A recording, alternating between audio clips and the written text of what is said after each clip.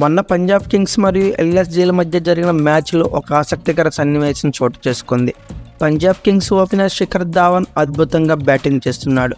అంతలో అప్పుడే డెబ్యూ చేసి ఎల్ఎస్జీ జట్టులోకి వచ్చిన ఒక కుర్రాడు బుల్లెట్ వేగంతో వేసిన బంతి సర్రున దూసుకొచ్చి అతడి బ్యాట్ను బీట్ చేసింది. ఆ బంతి వేగం గంటకు 155.8 కిలోమీటర్లు. ఐపీఎల్ చరిత్రలోనే అత్యంత వేగంగా విసిరిన బంతుల్లో ఇది ఒకటి. ఈ ఒక్క బంతే కాదు, పంజాబ్పై ఈ బౌలర్ ఏకంగా 150 స్పీడ్ పైన ఒక 5 బంతుల దాకా విసిరాడు. అయితే పంజాబ్పై ఈ లక్నో సూపర్ జైంట్స్ బౌలర్ వేసిన బంతులన్నీ దాదాపు 145 కిలోమీటర్ల పైనే ఉంటాయి. వాయువేగంతో బౌలింగ్ చేసే బ్యాటర్లను బౌల్తో కొట్టించిన ఆ బౌలరే మయాంక్ యాదవ్. ఢిల్లీకి చెందిన 21 ఏళ్ల మయాంక్ యాదవ్ పంజాబ్పై 3 వికెట్లు తీసి అనూహ్యంగా జట్టును గెలిపించి రాత్రికి రాత్రే హీరో అయిపోయాడు.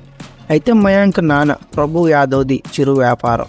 తనయుడు క్రికెట్ ఆసక్తిని గుర్తించి చిన్నప్పుడే అతన్ని ఆటలో ప్రోత్సహించాడు. కానీ క్రికెట్పై వెచ్చించేంత స్తోమత అయితే ఆ కుటుంబానికి లేదని చెప్పుకోవాలి. ఆరంభంలో బూట్లు కూడా లేకుండా ఇబ్బంది పడ్డారు. 6 అడుగుల పైన ఎత్తు, బక్కపలచిన దేహంతో ఉండే మయాంక్ బంతిని సరిగ్గా విసరలేకపోయేవాడు.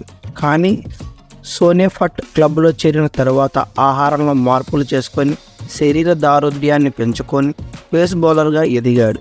గట్టి ఇటుక లాంటి కాంచాస్ అనే బంతితో బౌలింగ్ చేసి పేస్ రాబట్టడం అతడికి బాగా ఉపయోగపడింది.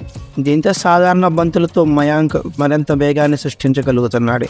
మెరుపు బంతులు విసరడం ఈ కుర్రోడికి కొత్త ఏం కాదు. దేశవాళీ టోర్నీలో వేగవంతమైన బంతులు వేస్తూ అందరి దృష్టిని ఆకర్షించాడు. ఇప్పుడంటే ఐపీఎల్ ద్వారా అతడి గురించి అందరికీ తెలిసింది. కానీ అంతకంటే ముందే దేవేదార్ ట్రోఫీలో ఒక బంతిని 155 కిలోమీటర్ల వేగంతో విసిరి ఔరా నిర్మించాడు.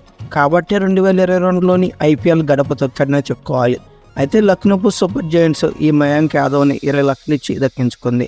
అయితే చీలమండ గాయం మయాంక్ ఐపీఎల్ అరంగేట్రాన్ని వాయిదా వేసింది. గాయం వల్ల వచ్చిన విరామం తర్వాత లయ అందుకునేందుకు కష్టపడ్డారు. ఈ క్రమంలోనే ఈ ఏడాది పంజాబ్పై లక్నో తుది జట్టులో చోటు దక్కించుకున్నాడు.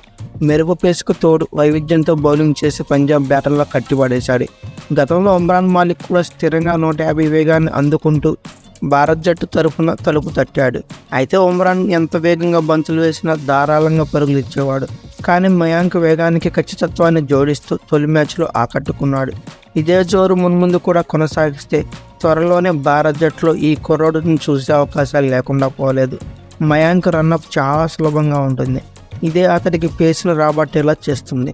ముఖ్యంగా క్రీజును చేరుకుని బంతిని వదిలే సమయంలో అతడి యాక్షన్ చాలా సమతూకంగా కనిపిస్తుంది. అంతేకాదు, నాణ్యమైన బ్యాటర్లను సైతం అతడు తన పేస్తో బీట్ చేస్తున్నాడు. అతడి బౌలింగ్ నిజంగా అద్భుతం అని ఇంగ్లాండ్ దిగ్గజ పేసర్ స్టోర్ట్ బార్డ్ కొనియాడాడు. అయితే ఓవరాల్గా మయాంక్ యాదవ్ పంజాబ్తో జరిగిన మ్యాచ్లో పంజాబ్ చాలా స్ట్రాంగ్ జోన్లో ఉన్న టైంలో బౌలింగ్కి వచ్చిన మయాంక్ 4 ఓవర్లు బౌలింగ్ చేసి కేవలం 27 పరుగులు ఇచ్చి 3 వికెట్లు తీసి ఎల్ఎస్జీని గెలిపించాడు. అంతేకాదు, ఆడిన తొలి మ్యాచ్లోనే డెబ్యూ మ్యాచ్లోనే డెబ్యూటెంట్గా ప్లేయర్ ఆఫ్ ద మ్యాచ్గా ఎన్నికయ్యాడు. అయితే ఇతనే కాదు, ఎల్ఎస్జీ జట్టుకు ఈసారి మరో పేస్ సంచలనం కూడా యాడ్ అయింది. అతనే గబ్బా హీరో నయా సంచలనం షమార్ జోసెఫ్. మార్క్వుడ్ ఇంజరీ వల్ల ఇతనికి రీప్లేస్ చేసుకుంది. అయితే ఆస్ట్రేలియాతో గబ్బా టెస్ట్ ఎలాంటి పెన్ తుఫాన్ సంచలనం సృష్టించాడో అందరికీ తెలిసిందే. అవకాశం ఉంటే అతన్ని కూడా రంగంలోకి దింపితే ఈ ఇద్దరు పేస్ కాంబోకి అపోనెంట్కి చొక్కలు కనబడతాయనటంలో చిన్న మాటనే చెప్పుకోవాలి. ఓవరాల్గా ఈ వీడియో కనుక మీకు నచ్చితే like, share, comment plus subscribe చేసుకోండి. అలాగే పక్కనే ఉన్న బెల్ ఐకాన్ నొక్కడం మాత్రం మర్చిపోకండి. Thank you for watching.